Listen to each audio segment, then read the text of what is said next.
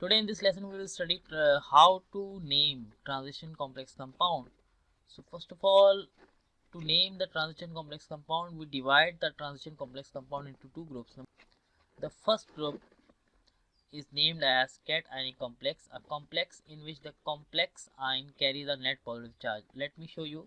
Now these are three examples, A, B and C. In this example you can see this is the complex compound. When it ionizes, it forms a positive charge. This positive charge is carried by this complex. That is the reason we basically categorize this complex ion as a cationic complex.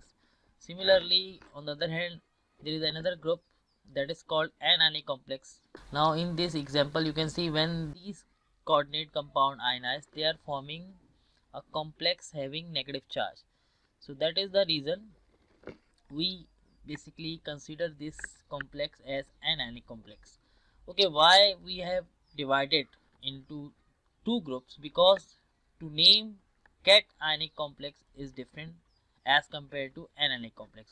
Okay, now I will discuss how to name cation complexes. So first, what we need to know what is the basic structure of a cationic complex compound. Cationic complex, initially it is composed of three parts. Let's say I'm just giving ligand as the first part and the transition metal ion as the second part and a negative ion anion, I'm just calling it as a third part. So the criteria will be the same. First we will basically write down the name of the ligand. So that was the reason I just said that it is the first part, and after naming the ligand we will name transition metal ion, and after writing down the name of transition metal we have to we also write down the oxidation state of transition metal ion, and in the last we will name anions. So to name these three parts we must remember the names of ligands, the name of transition metal ion and the name of anions. So right now I'm showing you the table. In that table you can see on the left hand side you can see these are transition metal, and when we are naming these transition metal as a cationic complex, their name are same. Cr name is chromium, Zn name is zinc, uh, so on. We have all these name, and I'm just showing you the most common element. Similarly, right now I'm not discussing this, I will discuss anionic complex later. Now moving toward the second table. In the second table you can see there are anionic ligands. Anionic ligands means they carry negative charge, and we have also some neutral ligands. Neutral ligands means they will have zero charge, or I can say they have the oxidation state of zero. So right now when we talk about Br minus, Br minus will be named as bromo, F minus will be named as fluoro. How we basically name the ligands, if you just remember this Br minus, we know that the name of this anion is bromide, Bromide, but as a ligand its name is bromo. So what we are changing, we are basically replacing this IDE with O. Only this change you have to make. If you remember the anions, chloride, bromide, iodide, hydroxide, cyanide, oxalate, carbonate, acetate, you have to just remove the last three letters ID or AT with O. So then you will get bromo, fluoro, oxo, hydroxo, cyano, oxalato, carbonato, acetato. Now these are the negative anion. Now moving toward the neutral anion. These are the neutral anions. NH3 named as amines, H2O will named as aqua, similarly so on. All the names are there. So everyone must remember these names to write down the name of transition metal complexes. Okay, now one thing more we have to understand. What is that? If there is more than one ligands of same kind, then number of ligands is indicated as follows. For example, we have two ligands of save time, then we will use di as a prefix. For 3, tri as a prefix, tetra for 4, and penta for 5, and hexa for 6. Now moving toward our first example. This is our first example. Now first what we have to do, we have to basically identify each part. Now this small bracket part, I must say, these are ligands. This is our first part. And this CO, if you just remember the name, CO stand for cobalt. It is a transition metal ion. And this Cl, if you just remember as a anion, the name is chloride. It is anion. So first of all, we will write down the name of ligand. Right now we have 6 ligands, and 6 means hexa. So we will write hexa, and the name of this NH3 is amine, hexaamine. And after naming the ligand with their prefixes, we will name the transition metal cobalt. Okay, now what we have to do, we have to write down the oxidation state. So to write down the oxidation state of cobalt, we need to find it out first. So how we will find the oxidation state of this transition metal? We have to write down the oxidation state of all the other ligands and anion attached to it. Now right now as a ligand NH3 is attached, so NH3 has a oxidation state of 0, but when we talk about chloride has an oxidation state of -1, but there are 3, so I will write -3. To balance -3, cobalt must have +3 oxidation state. So that is the so you can say cobalt has an oxidation state of 3. So I will write 3 in Roman. Now we will write down the name of the third part, that is anion. So we will write chloride. Now this is the first example. Moving toward the second example. Now you can see first we have to identify the ligands. Right now we have H2O water as a ligand, so we will also write hexa aqua. If you just remember the name, as a ligand water is named as aqua. And after that we have Fe. Fe stand for iron. And first, what next we have to do, we have to determine the oxidation state. Right now aqua also have -0 oxidation state, but when we talk about 3 bromide are attached, so they will also have -3. So to balance -3, iron must have the oxidation state of +3. So we will also write 3 in Roman, and after that we will write down the name of anion, that is bromide.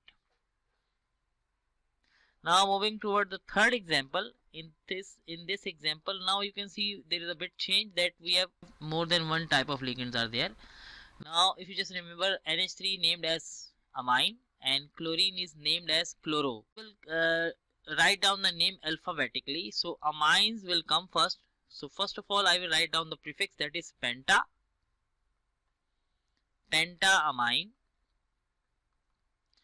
And only there is one chlorine, so there is no need to write down the prefix, so I will write chloro, pentachloro. And after that we will write down the name of the transition metal, that is nickel. And after that we have to write down the oxidation state. Okay, first we need to calculate the oxidation state. Amines have 0 oxidation state, but when we talk about Cl has oxidation state of -1, as well as NO3 also have oxidation state of -1, but there are 2, so I will write -2. To balance this -1 -2 means to balance -3, we need to write +3. Nickel also have oxidation state of +3, so we will write +3 in Roman. And in the last we will write down the name of this anion. The name of this anion will be nitrate. Okay, now let's talk about very important example. Sometimes ligands names are complicated. For example, they may already contain prefixes which denote a number, such as ethylene diamine. Right now in ethylene diamine, the di means there are already 2 amino groups in a ligand. We avoid saying di to describe something that already contain a di. Instead, for more complicated ligand like this, we use the following system. Two ligands we use bis, for 3 tris, for 4 tetrakis, for 5 pentakis, for 6 hexakis. Okay, let me explain this with an example. Now you can see here, this is an example. In that example, we have two different type of ligands. One, it is written in En, and the second one is written Cl. Okay, what is En? En is a short form for a ligand named as ethylene diamine. Okay, right now there are two. If we use the previous method, then we may write the name of this ligand with the prefix diethylene diamine. You can see the di word is already there, so we will not use di here. We will use bis instead of di. Bis ethylene diamine. Now let me show you the correct name of this complex. Now this is the name of this complex. Now you can see alphabetically chlorine, the name of chlorine will come first, so that is the reason dichloro, and after that we have bis ethylene diamine. Now this is the name of ligand. Now moving toward the transition metal we have here cobalt. Right now, so we have written the cobalt, and this one is the oxidation state. You remember that we have how we have calculated or determined this oxidation, and in the last we have the name of that anion, chloride. Okay, now I will explain how to name anion complexes. So first we need to know what is the basic structure. In the basic structure, we have also three parts. The first part would be the cation, second part would be the ligands, and the third and the last part is transition metal ion. Now why I just use this numbering? Because first we will name the cation, secondly we will write down the name of ligands along with their prefix, and the last we will write down the name of transition metal ion along with its oxidation state. Okay, now what kind of change is there to name the anion complexes? Let me show you the table. In that table you can see this part belongs to anion complexes. For anion complexes, the name of the transition elements change. Now you can see chromium will become chromate. Similarly, zinc will become zincate. Aluminium will become aluminate. Now you may notice that AT in the last AT has increased. But when we talk about the ligand criteria will be the same. Now let's talk about the first example. Okay, now this is the first example. First we will identify all the parts. So this K is cation, and Cl we have as a ligand, and Pt platinum as a transition metal ion. First I will write down the name of cation, that is potassium hexachloroplatinate. Okay, that would be the name. Now you can see how this oxidation state appear. Let me calculate it for again. For potassium the oxidation state would be +2 because there are 2 potassium. For chloro the oxidation state would be -6 because there are 6 chlorine atoms are there. Now to balance this thing we would write 4 +4 because our answer should be 0 because there was no charge on this complex. Similarly, moving toward another example. Now this is the next example. Now let's first calculate the oxidation state. There are 4 K, so I would write +4, and there are 6 cyanides, so I will write -6. To balance this thing I will write +2 because I need answer equal to 0. So what will be the name? Just think. There first we will write down the name of K. K stand for potassium. After that we will write down the CN. CN stand for cyano. And in the last we will write down the name of Fe. Right now the name of Fe would not be iron, that would be different. Let me show you. The name of this complex will be potassium hexacyanopherrate, and in the last we will write down the oxygen state. Okay, moving toward another example. In this example you can see there are 2 sodium, the oxygen state will be +2, but there are 4 chlorine, the oxygen state would be -4. To balance that, so what should I write here on a Lickell? I should write +2 because my answer should be equal to 0. Now what will be the name? First I will write down the name of Na. Na stands for sodium, and chlorine, there this Cl stand for chloro, so that would be the name, sodium tetrachloroniclate 2. Okay, that's all. Thank you. Thanks for watching.